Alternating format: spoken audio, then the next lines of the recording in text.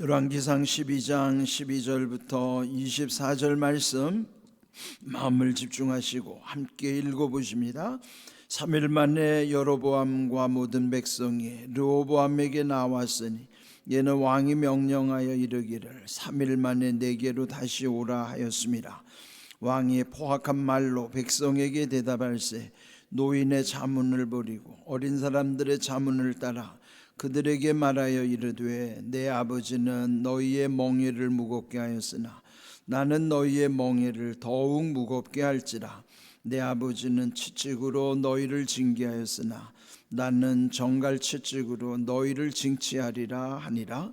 왕이 이같이 백성의 말을 듣지 아니하였으니 이 일은 여호와께로 말미암아 난 것이라.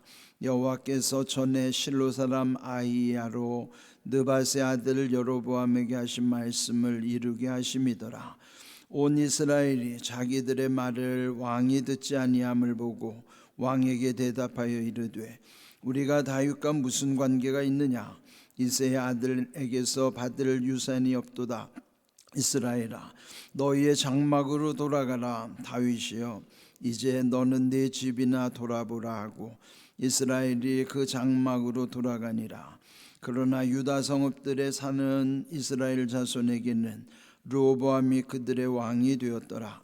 르호보암 왕이 역군의 감독 아도람을 보냈더니 온 이스라엘이 그를 돌로 쳐 죽인지라.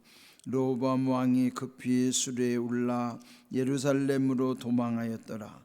이에 이스라엘이 다윗의 집을 배반하여 오늘까지 이르렀더라.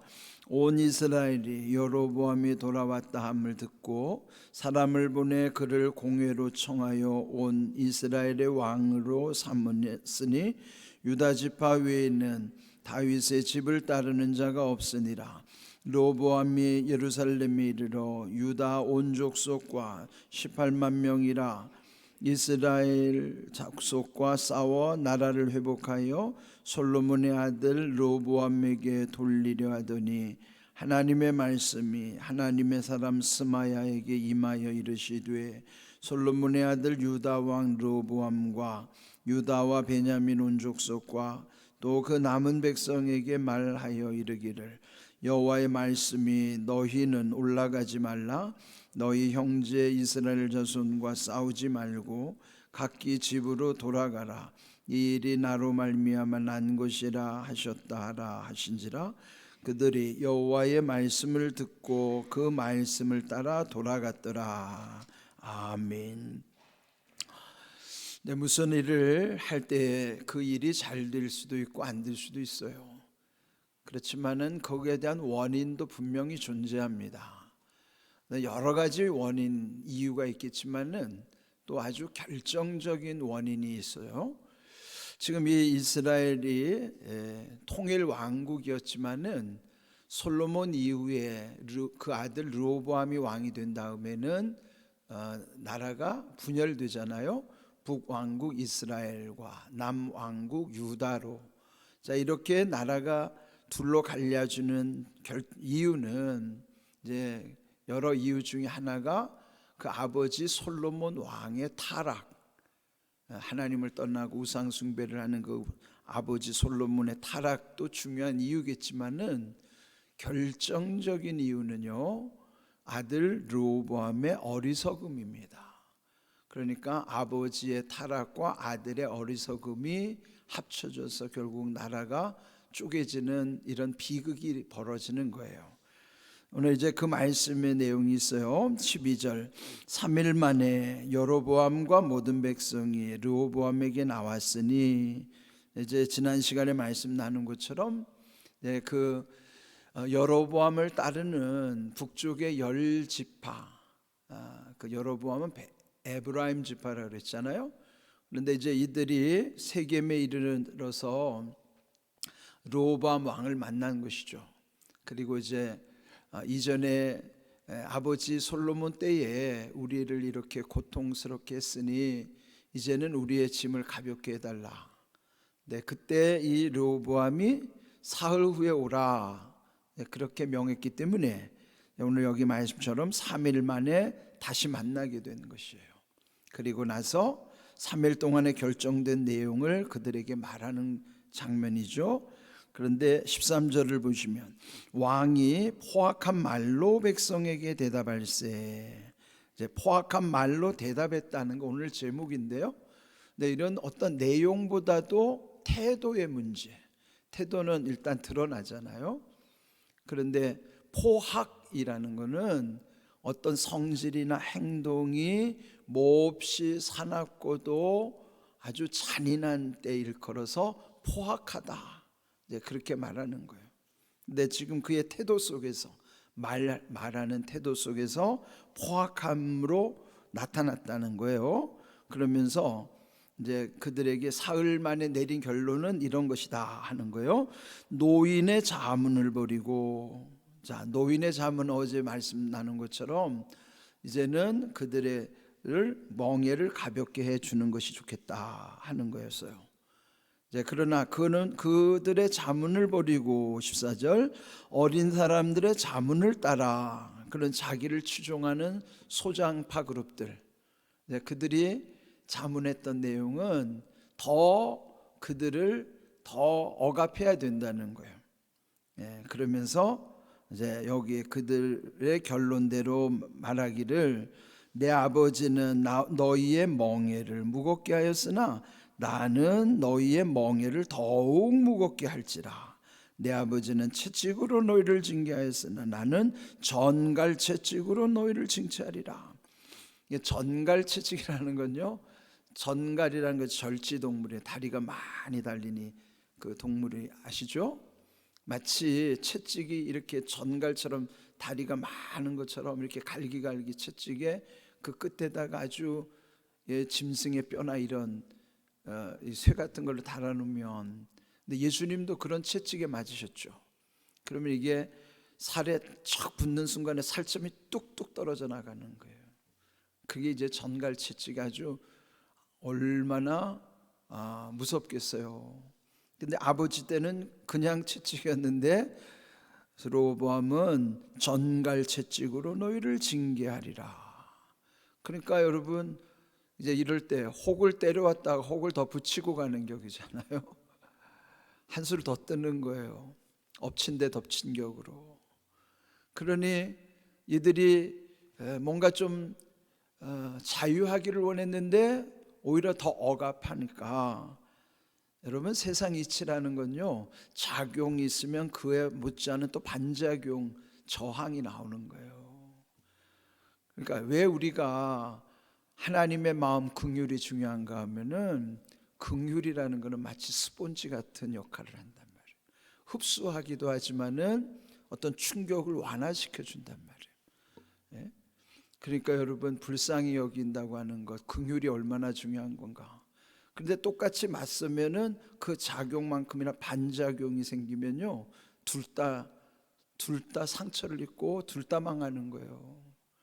가정이나 교회나 다 그 하나님이 주시는 긍휼의 마음이 있지 않고는요, 작용과 반작용에 의해서 다 죽는 거예요, 이게. 그러니까 여러분 이 지혜를 구한다는 게 얼마나 중요한가. 그런데 이 르호보암은 어리석어서 오히려 한수를 더 떠서 그들을 속된 말로 하면 돌아버리게 만든 거예요. 그 작용에 의해서 반작용이 얼마나 심해질 것인가.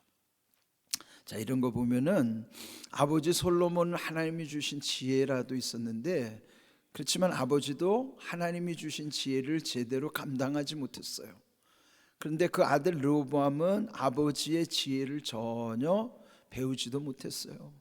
참으로 어리석은 그런 모습으로 그 백성을 대하게 된 것입니다. 그래서 결국은 그 일로 인하여 이제 나라가 갈리는데요. 16절 온 이스라엘이 자기들의 말을 왕이 듣지 아니함을 보고 왕에게 대답하여 이르되 우리가 다윗과 무슨 관계가 있느냐? 이새의 아들에게서 받을 유산이 없도다. 이스라엘아 너희의 장막으로 돌아가라. 다윗이여 이제 너는 네 집이나 돌아보라 하고 이스라엘이 그 장막으로 돌아가니라. 지금 이들은 열지파 연합이에요. 그러면 이제 덩그러니 하나 남는 거는 르호보암이 속한 이 유다 지파만 하나 남는 거예요, 이게. 근데 이제 다음에 보면은 거기 베냐민 지파가 합세하지만은 그 베냐민 별 영향력도 없어요. 그러다 보면은 열 지파 동맹이 북이스라엘로 갈리어 가는 것이죠. 그러면은 이제 겨우 한 지파를 가지고 그건 뭐예요? 그냥 국가라고 할 수도 없이 부족의 부족 국가가 되는 거예요. 통일 국가가 아니라 한 지파의 부족 국가로 전락하게 되는 것이죠. 근데 이런 비극은 결국 르호보암의 어리석음 가운데서 결론이 이렇게 된 것입니다. 그런데 또 하나 비극은 17절 그러나 유다 성읍들에 사는 이스라엘 자손에게는 르호보암이 왕이 되었다. 한 지파의 왕이 된 거예요. 르호보암 왕이 역군의 감독 아도람을 보냈는데 온 이스라엘이 그를 돌로 쳐 죽인지라 그랬어요. 이 아도람이라는 감독을 그들에게 보냈지만 그들의 반작용이 뭐예요? 왕이 보낸 아도람을 쳐 죽인 거예요. 그 소문을 듣고 결론은 르호보암이 급히 수레에 올라 예루살렘으로 도망하였더라. 왕이 도망가는 모습이 얼마나 불명예입니까? 근데 이렇게 결국은 나라에 혼란이 생기고 결국 이렇게 깨지게 되는 거예요. 19절 이에 이스라엘이 다윗의 집을 배반하여 오늘까지 이르렀더라. 결국은 배신의 역사로 인하여 분열이 되는 것입니다. 근데 이제 후반부에 보면은 좀 우리가 좀 마음에 담아야 될 말씀이 있어요. 자, 여기 21절 르호보암이 예루살렘에 이르러 유다 온 족속 그리고 한 지파가 더 추가되는 게 베냐민 지파예요. 그러니까 유다와 베냐민 지파가 결국은 남유다라고 하는 나라가 되는 것인데 택한 용사가 18만 명. 왜 18만 명을 모았을까요? 그 다음 보면은 이스라엘 열 지파와 싸우기 위해서. 왜 싸울까요? 그 나라를 회복하려고 솔로몬의 아들 르호보암에게 돌리려 하였더니 그렇지만은 18만 명의 군사로 그 열 부족 열 지파랑 다시 이게 동족 상쟁의 비극이 또 일어날 수밖에 없잖아요. 근데 그렇게 전쟁을 하려고 했는데 결국은 22절 하나님의 말씀이 하나님의 사람 스마야에게 임하였다. 결국 이 스마야 선지자를 통해서 하나님이 이 르호보암에게 멈춰라. 더 이상 여기서 더 나가면 안 된다. 18만 명의 군사를 모아서 전쟁을 하려고 할 때에 이 스마야 선지자를 통해서 하나님은 그가 하는 일을 멈추도록 하신 거예요. 자, 24절 여호와의 말씀이 너희는 올라가지 말라. 네, 여기 24절에 보면요 세 가지 명령이 나와요. 하나님의 말씀의 세 가지 명령. 첫 번째, 지금 싸우러 올라가려고 그러는데 첫째, 올라가지 말라. 이게 첫 번째 명령이죠. 두 번째, 너희 형제 이스라엘 자손과 싸우지 말라. 올라가지도 말고 싸우지도 말고, 이게 이제 두 번째 명령입니다. 또 각기 집으로 돌아가라. 이 일이 나로 말미암아 난 것이라. 세 번째로는 나로 말미암아 난 것이라. 결국은 하나님의 섭리 가운데 이루어졌다는 거예요. 지금 이렇게 작용 반작용이 일어나는 것도 르호보암을 통해서 북왕국 이스라엘을 세우게 하시는 것도 이게 결국은 배후에 하나님의 섭리라 하는 것이죠. 그러면은 우리가 하나님의 뜻을 분별하는 순간에는 거기서 딱 멈춰야 돼요. 하나님의 뜻을 알고도 거스르면 그거는 뭐 그 결과는 뻔하잖아요. 그러니까 여기에 24절에 보면은 결국 하나님의 말씀을 이 르호보암은 순종할 수밖에 없었습니다. 이 세 가지 명령 가운데 그들이 여호와의 말씀을 듣고 그 말씀을 따라 돌아갔더라. 순종한 거죠. 앞에서는 불순종하다가 늦게 이렇게 순종을 하게 되는 거예요. 근데 이제 때를 놓쳤어요. 우리가 이 무슨 일을 하든지 먼저 하나님 앞에 나와서 무슨 일을 하는 게 중요한 거예요. 이제 여기서 보면은 결국은 결론에 이르러서 나름대로 후회하는 것이 우리의 어리석음이잖아요. 그렇지만은 후회하지 않으려면은, 그리고 덜 후회하려면은 우리는 하나님께 먼저 물어야 되는 거예요. 우리 지난 시간에도 보았듯이 스르호보암이 사흘 동안 했던 것은 결국 두 부류로 나뉘어진 노인 그룹과 소장 그룹, 노장 그룹, 소장 그룹의 자문을 구한 것이죠. 그런데 그보다 더 중요한 게 뭡니까? 하나님께 구했어야 하는 거예요. 사람을 상대하는 것도 그게 중요하지 않다고 말할 수는 없어요. 그렇지만은 우선순위가 있어요. 그는 하나님께 먼저 구해야 되고 하나님의 뜻이 우선이어야만 하는 거예요. 그리고 사람들의 그런 모든 것은 참고사항이죠. 그래서 이런 모든 것이 온전히 분별이 돼야 하는데도 불구하고 그리하지 못했던 것입니다. 이렇게 우리가 무슨 일을 할 때 결정하고 결단해야 할 때 이제 이런 중요한 일은 반면교사로 삼아야 된다고요. 반면교사라는 것은 반면은 뒤집는다는 거예요. 반이랑 뒤집을 반자예요. 그 면을 뒤집어서 교사, 배우라는 거죠. 잘못된 거는 뒤집어야 바르게 되니까요. 좋은 거는 그대로 배워도 돼요. 근데 안 좋은 건 뒤집어야 제대로 보이니까 뒤집어서 배우는 것이 반면교사로 삼는 거예요. 그러니까 모든 것이 다 배우는 과정입니다.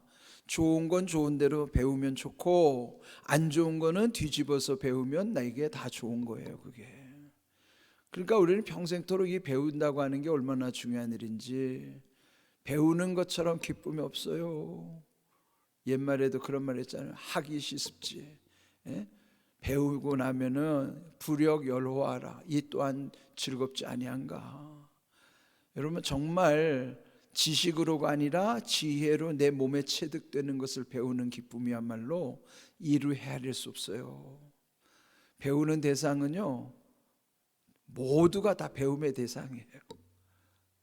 심지어는 어린아이에게까지도 다 배울 수 있을 만큼의 그런 겸손한 마음이 우리에게 필요한 것이죠. 여기 오늘 나온 지 사흘이라고 하는 기간을 여기서 말씀했어요. 우리가 이제 성경에 보다면은 사흘에 대한 용어들이 나오죠. 우리 이제 사도신경 신앙고백에도 보면은 장사된 지 사흘 만에 죽은 자 가운데서 다시 살아나셨다 하는 말씀이 있는 것처럼, 하나님도 우리의 구원의 역사를 이루실 때 사흘이라고 하는 이 중요한 결정과 결단의 시간이 있으셨어요. 이처럼 사흘이라고 하는 꼭 사흘일 수도 있겠지만은 사흘의 상징적 의미는 무엇인가를 결심하고 결정하고 결단하는 데 필요한 시간이 사흘이란 말이에요. 예?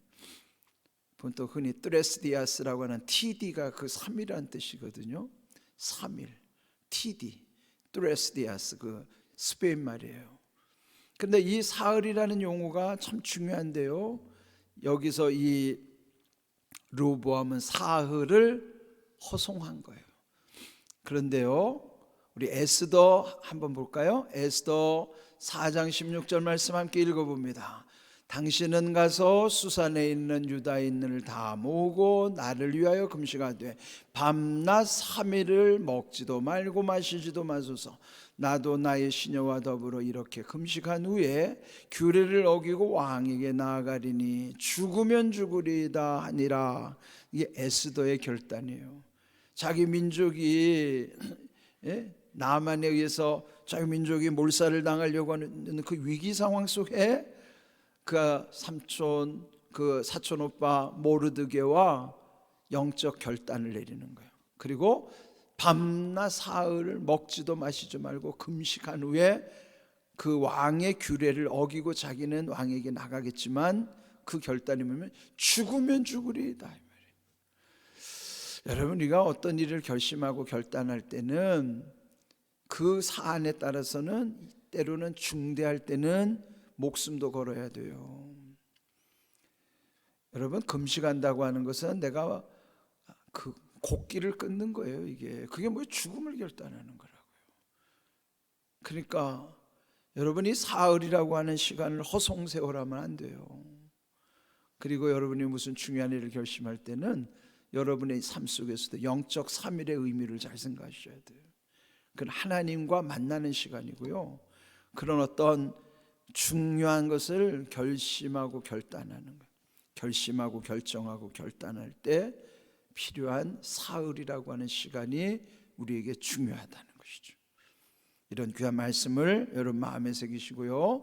오늘 이 포악한 말로 대답한 어리석은 모습을 우리는 반면교사, 뒤집어서 배우는 거예요.